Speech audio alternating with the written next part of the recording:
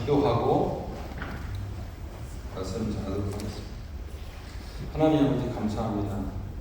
오늘 이렇게 귀한 시간에 하나님께서 저희에게 기회를 주시고 또한 저희에게 이렇게 예배할 수 있도록 또한 이렇게 함께 모여 교제할 수 있도록 인도하여 주심에 감사합니다.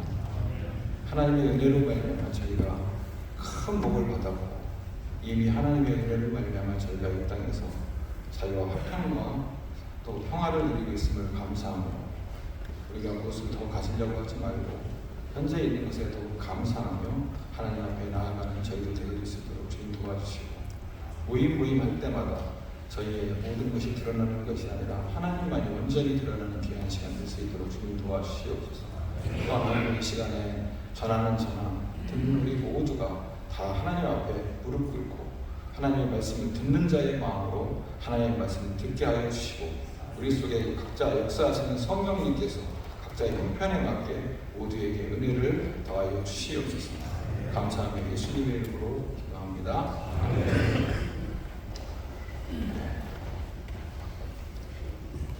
대선배님들도 계시고 막 이런데 이런 말씀드리기 그렇지만 저희도 보니까 이제 시간이 지나면서 글씨가 안 보이기 시작하더라고요. 글을 쓰지 않으면 글자가 안 보이고 이런 때가 온 것 같습니다. 돋보기를 좀 쓰고 할 수 있도록 하겠습니다. 저는 이런 시간이 안 올 거라고 생각했는데 그런 시간이 어쩔 수 없이 오더라고요. 아버님이나 이런 분들이 앉을 때 아이고 막 그러시는데 무슨 저런 소리를 왜 하시나 그랬더니 이제 좀 이해가 조금 가려고 하는 정도의 그런 때가 되었습니다. 저희가 군대 생활을 야전에서 해서 그런지 저는 70 특공대 근무했었는데 신앙생활 자체도 돌아보면 좀 야전처럼 보입니다. 그래서 뭐 이렇게 큰 이렇게 정형화된 이런 데도 제가 설교해 본 적은 사실은 많지 않고 서로 현장에서 선교 현장이라든가 그런 현장 또는 직장 삶 속에서 즉석 설교 아니면 즉석 복음 전파 이런 것들을 많이 했지 이렇게 정형화되고 이렇게 되는 설교를 많이 한 적이 없습니다.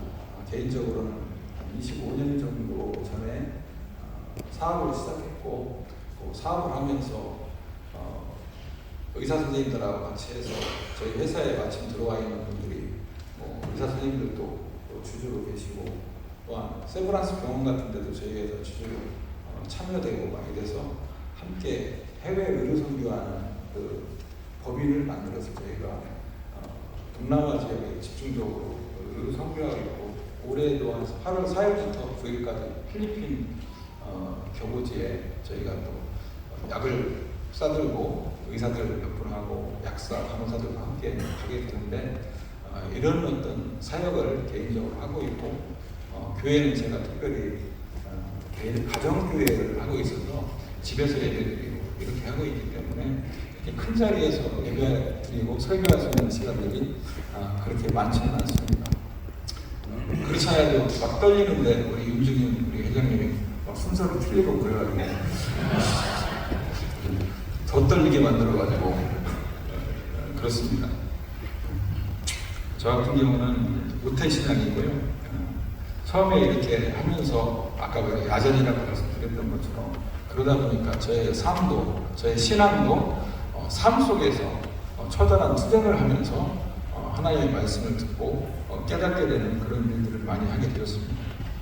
신앙은 모태신앙인데 신학교에서도 공부하고 성경을 읽고 신학을 정확하게 공부하기 전까지는 제가 목사님 설교를 주로 들어가면서 그런가 보다.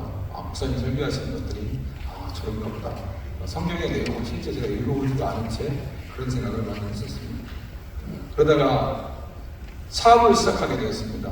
직장 생활을 그만두고 사업을 시작했는데 사업을 시작할 때 제 캐치플레이즈가 뭐였었냐면 하나님 돈 좀 많이 벌게 해주십시오. 갑자기 선교에 꽂히면서 돈을 많이 벌면 제가 하나님 앞에 이 돈을 가지고 선교센터도 짓고 또 선교사들 들어와도 씻을 수 있는 데도 하고 전 세계를 누비면서 하나님의 일을 제가 할 테니까 돈을 많이 벌게 해달라고 제가 기도하기 시작하고 이제 회사를 시작하겠습니다. 근데 정말 3년 동안 돈 10원도 안 벌리더라고요.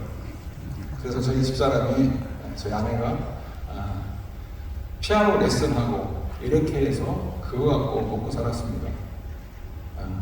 한 번은 송구영 신예배를 한번 드리는데 목사님이 그 찬송으로 지금까지 지내온 거 이거 딱 부르시는데 제가 찬양팀이 그때 집사였을 때문에 찬양대에 앉아 있었는데 갑자기 눈물이 막 쏟아지는 거예요.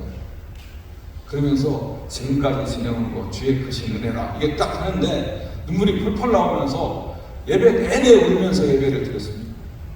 왜 그랬냐면 그놈의 돈 때문에 제가 카드를 5개, 6개를 가지고 서비스 받아가면서 돌려받기 하면서 버텨온 그런 어떤 시절이었었기 때문에 그게 너무너무 한편으로는 어떤 마음이 드냐면은 막 원망스럽고 내가 이렇게 어렵게 살았나라고 하는 그런 생각이 들면서 마음에 원통함 같은 것들이 50% 생겼고요. 나머지 50%는 어떤 마음이 들냐면 그래도 안 망하고 신선 발휘를 송구영 스님을 드리고 있구나라고 하는 감사하는 마음, 이 두 가지 마음이 겹치면서 펑펑 울면서 예배를 드렸습니다. 그랬더니 집에 가가지고 우리 집사람하고 우리 아내랑 같이 얘기하면서 저희 아내가 왜 이렇게 울면서 그렇게 예배를 드렸냐 그러길래 이 얘기를 그대로 했더니 또 그때 우리 아내가 같이 또 껴안고 막 울면서 이렇게 된 그런 적도 있었고 정말로 돈이 하나도 안 걸렸습니다. 그러니까 어떻게 되겠어요? 기도하기 시작했습니다. 새벽기도를 매일 가고 철야예배 예배 하나도 안 가지고 11조 한 번도 없는 돈도 빼서 내고 이렇게 하면서 기도를 하다가 어느 날 하나님의 음성을 듣게 되었습니다. 제가 돈을 많이 벌어서 하나님의 일을 한다고 계속 기도했더니 어느 날 새벽기도 시간에 하나님의 음성이 들려왔습니다.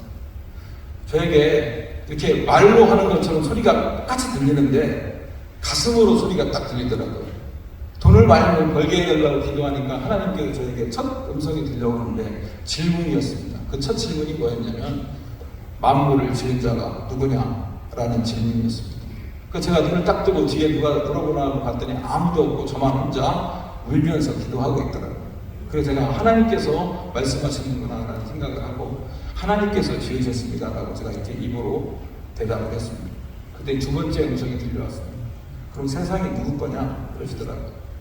그래서 제가 두 번째로 대답을 했습니다. 하나님이 지으셨으니까 하나님 겁니다 라고 대답을 했습니다. 그랬더니 세 번째 음성이 들려오기를 그래 맞다. 이 세상은 원래 내 것이기 때문에 네가 순조를 벌어서 나한테 헌금하고 내 일을 한다 할지라도 나는 그것으로 인해서 기뻐하지 않는다. 네가 어렵고 힘들 때 자꾸 내 앞에 나오는 그 모습이 나는 너무 기쁘다라고 하는 그런 음성을 딱 저한테 들려주시는데 너무나 뜰듯이 기쁘고 엄청난 평안이 제게 올려옴을 제가 경험하게 됐습니다.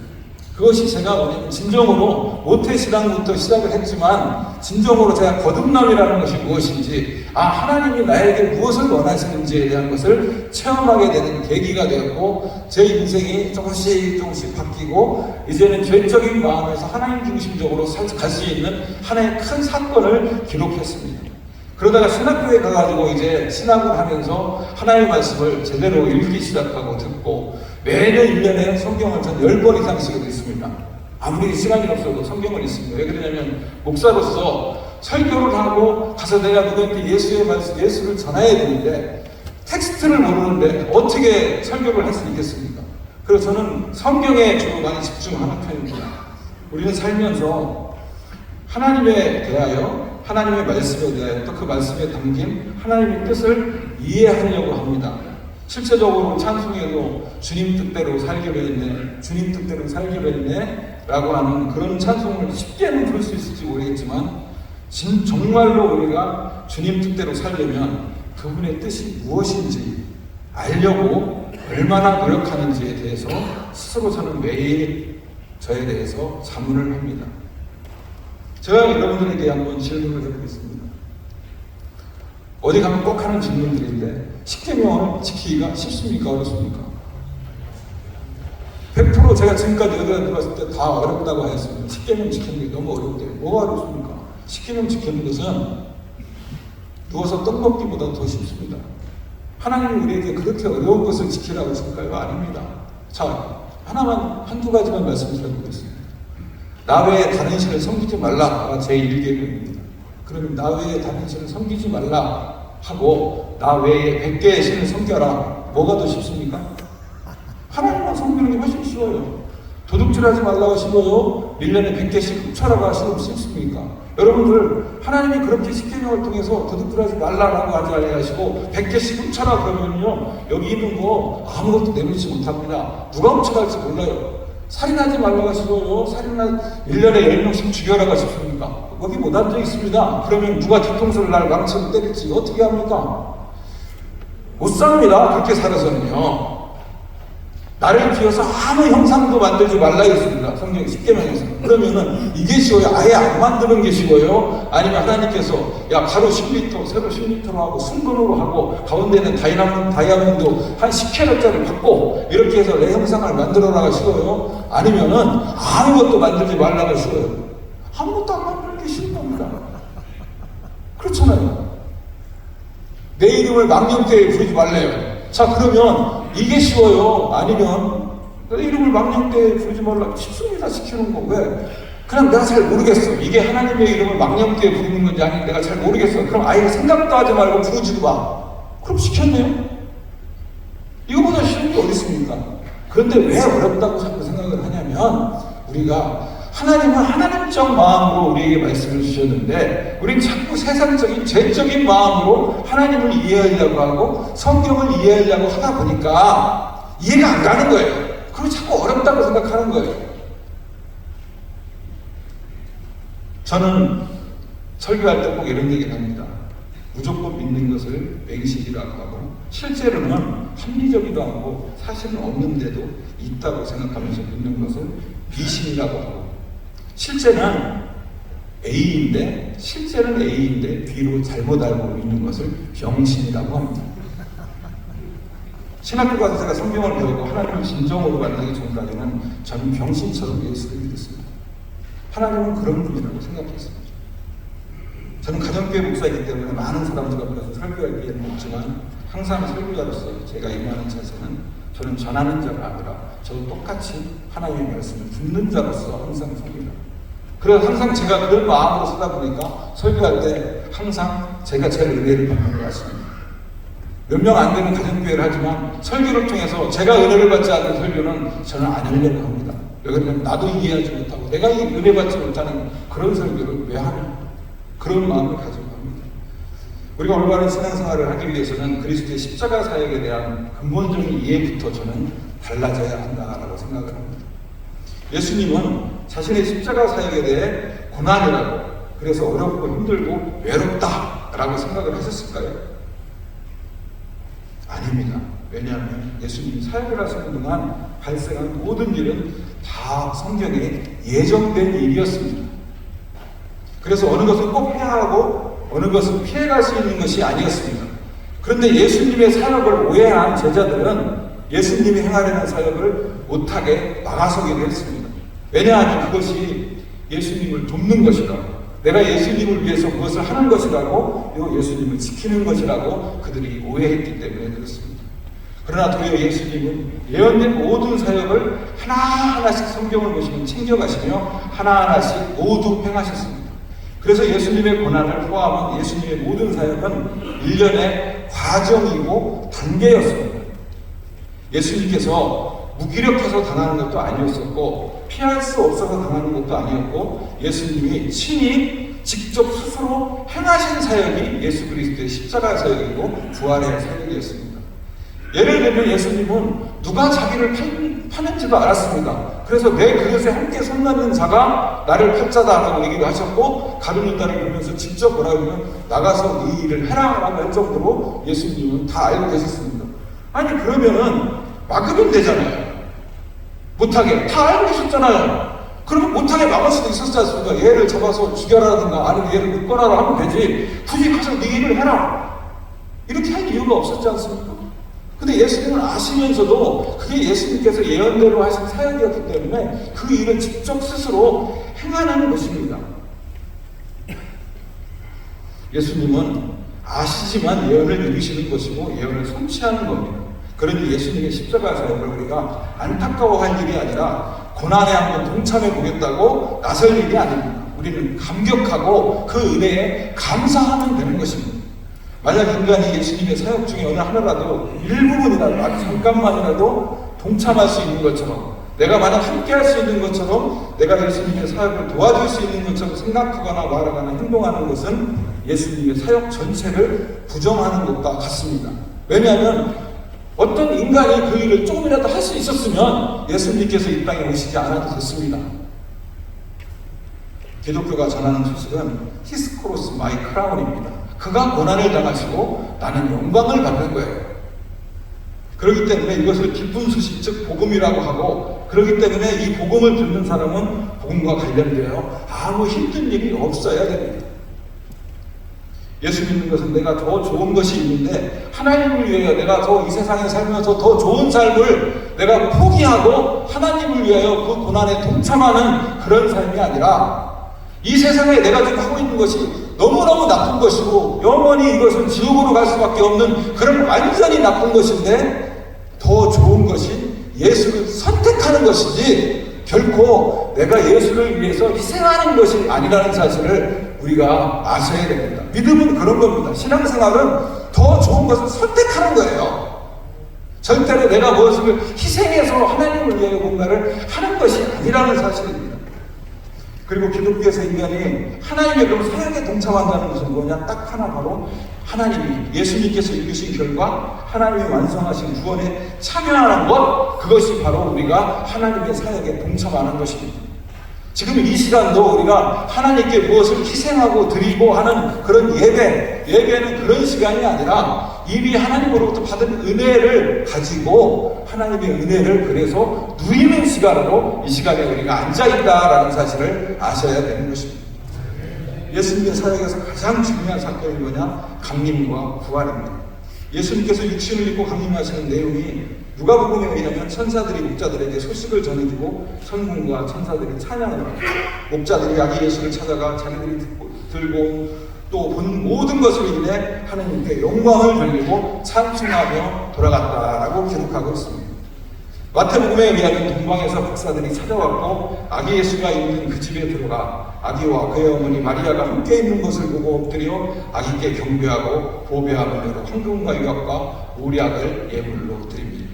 예수의 나심이 육신을 입고 강림하시는 사건에 대한 일종의 환영식이 나름 거창했습니다.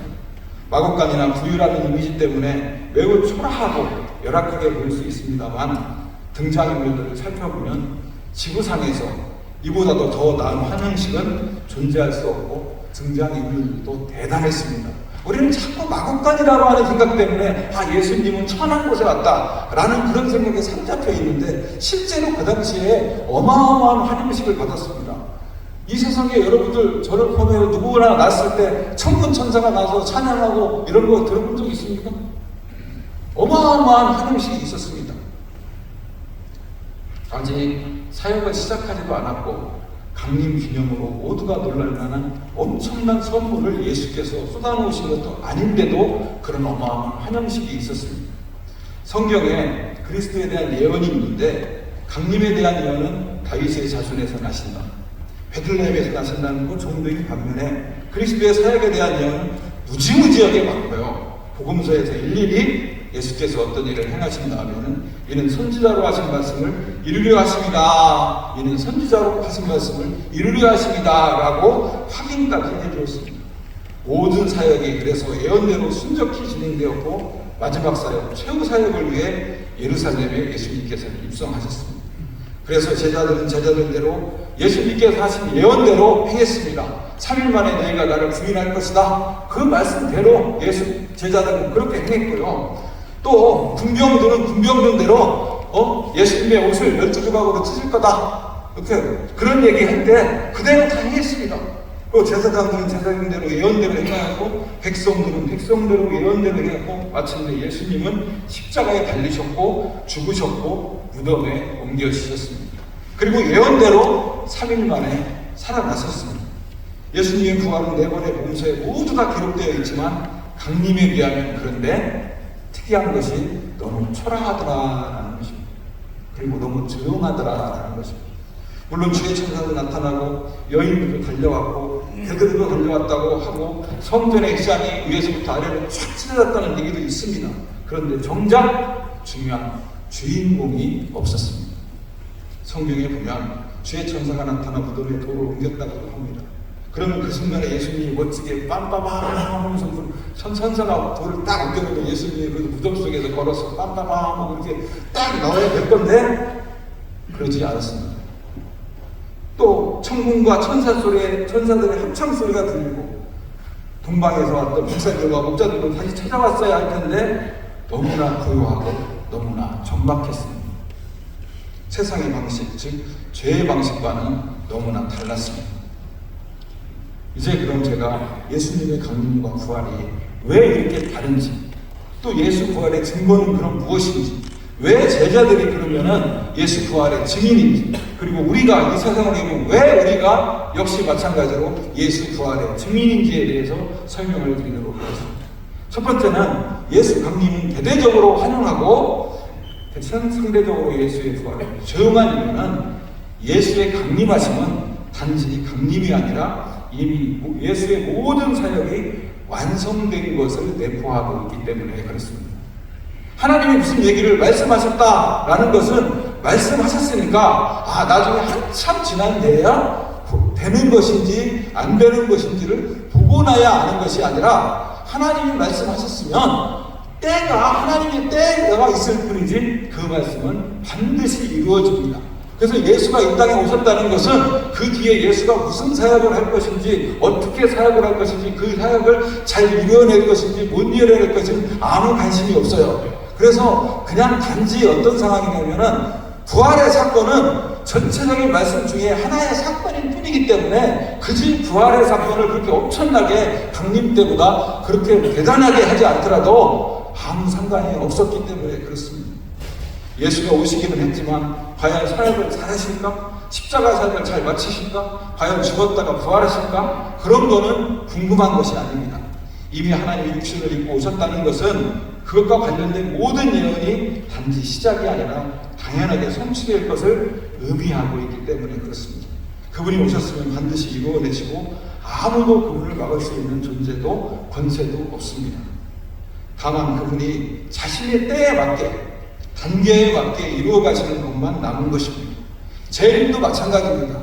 그 재림이라고 하는 것도 이미 성경을 통해서 하나님께서 말씀하셨기 때문에 하나님의 때에 오실 겁니다.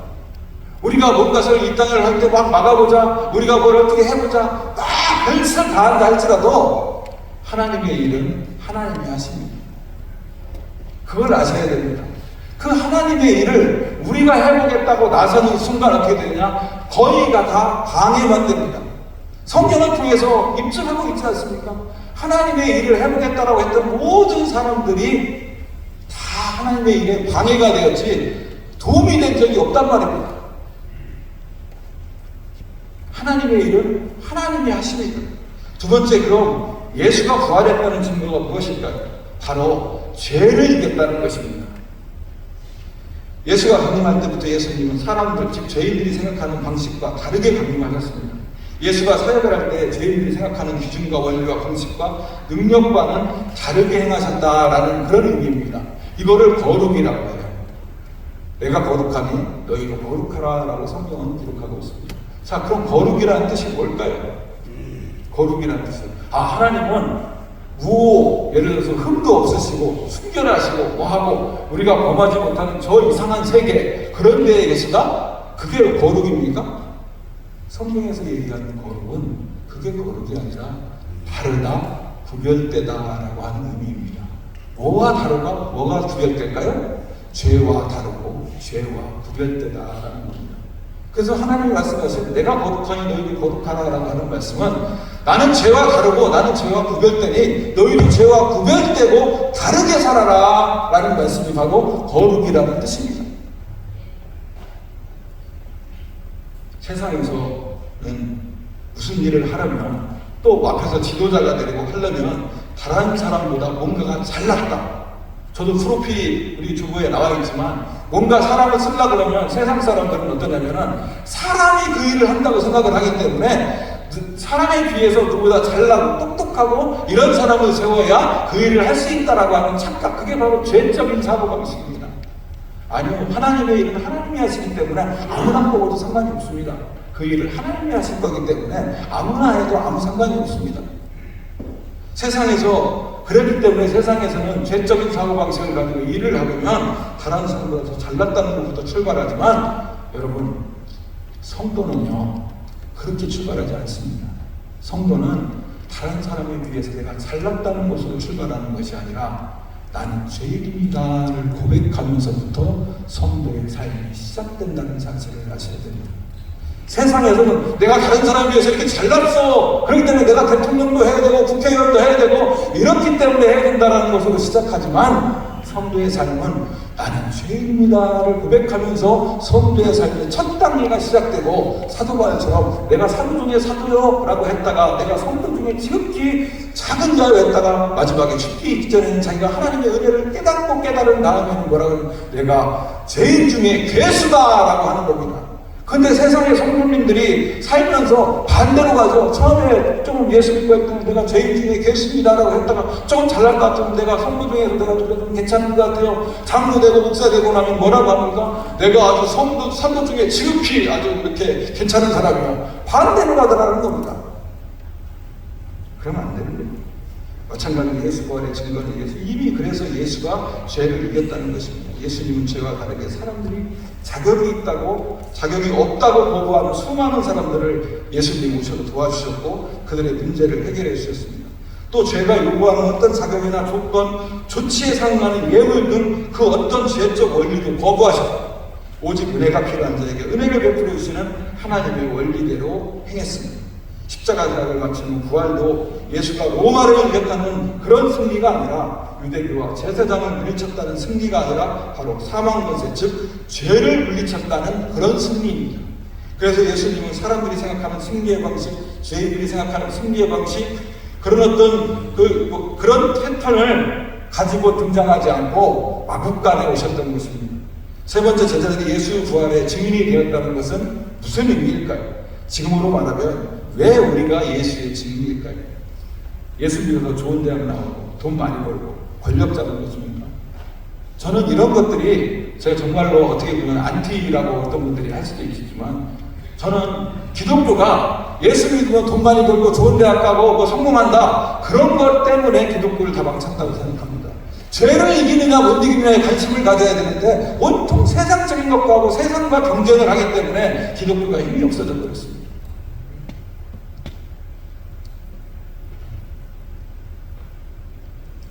제자들이 예수님의 부활의 증인인 이유는 죄의 원리를 따르지 않고 하나님의 원리를 따랐다는 것입니다. 예수 십자가 사역의 결과로 제자들은 죄인에서 성도가 되었습니다. 그들은 처음에는 그렇지 않았지만 성령이 임하고 난 후 예수의 사역에 대해 바르게 이해하게 되었고 자신이 성도가 되었음을 이해하게 됐습니다. 그러자 어떤 일이 일어나냐? 그 전까지는 죄의 기준과 죄의 가치와 죄의 기능과 죄의 원리와 죄의 방식, 죄의 능력으로 살았는데 성령이 임하고 난 다음에는 하나님의 기준과 하나님의 가치와 하나님의 계명과 하나님의 원리와 하나님의 방식과 하나님의 능력으로 세상을 살게 되었습니다.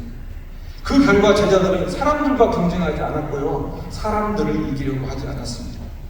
죄적 세상적 기준으로 본다면 제자들은 아무것도 얻은 것이 없었습니다. 도리어 예수를 전하다가 매를 맞았고 옥에 갇혔습니다. 하지만 제자들은 두려움이 없었고 불안함이 없었습니다. 또 자신들을 박해하는 간원들에 대해 시기하고 질투하고 미워하는 것이 아예 없었습니다. 대신 제자들에게는 긍휼과 자비와 오래 참음과 온유와 화평과 양성과 자유와 행복, 그런 열매들이 그들에게는 있었습니다. 죄를 이겨야 이런 열매가 나타나는 겁니다. 내가 대통령이 된다고 해서 성령의 9가지 열매, 이런 삶의 열매가 드러나는 것이 아니라 기독교인은 거룩, 즉 죄를 이기는 삶을 살아내야 우리에게 이런 열매가 생긴다는 사실을 기억하시기를 바랍니다. 하나님의 원리를 따랐기에 그들은 하나님의 열매가 있었던 것입니다. 갈라디아서 6장 14절로부터 17절을 보면 이런 말씀이 있습니다. 그러나 내게는 우리 주 예수 그리스도의 십자가 외에 결코 자랑할 것이 없습니다. 그리스도로 말미암아 세상이 나를 대하여 십자가에 못 박히고 내가 또한 세상에 대하여 그를 하느라 할례나 멀례가 아무것도 아니로되 오직 새로 지으심을 받은 것만이 중요하니라. 무릇 이 규례를 행하는 자에게와 하나님의 이스라엘에게 평강과 긍휼이 있을지어다. 이후로 누구든지 나를 괴롭히지 말라.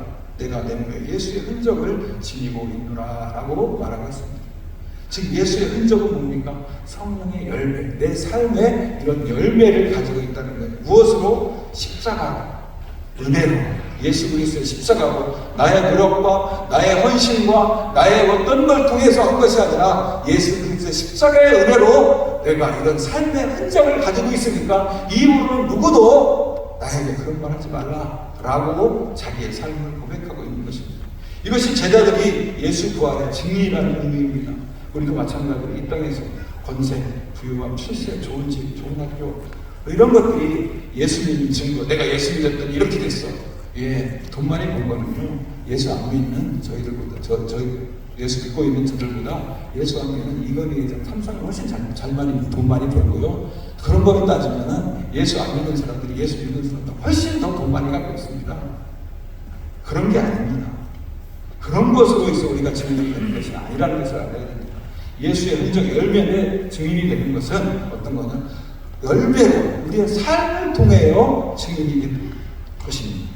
우리가 예수 믿는 증거, 증인이 된다는 것은 바로 죄를 이기는 것으로만 증명할 수 있습니다. 그럼 죄를 어떻게 이길 수 있습니까? 그것은 나의 노력이나 실력이나 교회 이름이나 크기가 아닙니다. 십자가 능력으로 되는 것입니다. 내가 어떤 교회가 있다, 내가 무슨 한국에 큰 어떤 교회가 있다, 내가 무슨 장로다, 목사다라고 하는 그런 직분으로 되는 것이 아니라 하나님의 능력으로, 예수의 십자가의 은혜로, 성령의 능력으로만이 죄를 이길 수 있는 것이다 라는 사실입니다.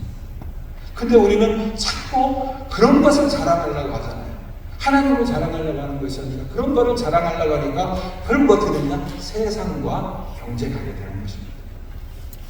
세상에서 사람들과의 경쟁, 사람들과의 비교를 통해 내가 다른 사람보다 좀 나은 것으로, 좀 다른 사람보다 잘된 것으로 예수 믿는 증거 혹은 예수 믿는 증인이 되려 하지 마시고 죄를 이겨서 성령의 열매를 맺는 삶으로 증인의 삶을 살아가는 우리 모두가 되시기를 주님의 이름으로 축원을 드립니다. 기도하겠습니다. 하나님 아버지 감사합니다. 하나님 아버지, 우리가 예수의 증인인 것은 아버지 말이나 능력이나 우리의 모양과 겉모양으로 되는 것이 아니라 우리의 삶을 통하여 우리가 되는 것이고, 그리하여 많은 사람들이 우리를 보고 어떻게 쟤는 나보다 훨씬 못한 것 같은데 저렇게 행복하게 살 수 있지? 라고 하는 궁금증이 가는 것부터 시작되는 것을 알게 하여 주시옵소서. 아버지 하나님, 죄를 이기게 하여 주시옵소서. 그래야 우리 속에 많은 성령의 열매가 맺어서 이 땅을 살아가는 동안에 말이 아니라 우리의 삶을 통하여 예수 그리스도를 증거하는, 또 증인되는 우리 모두가 될 수 있도록 하나님 축복하여 주시옵소서. 감사하며 예수님의 이름으로 기도합니다.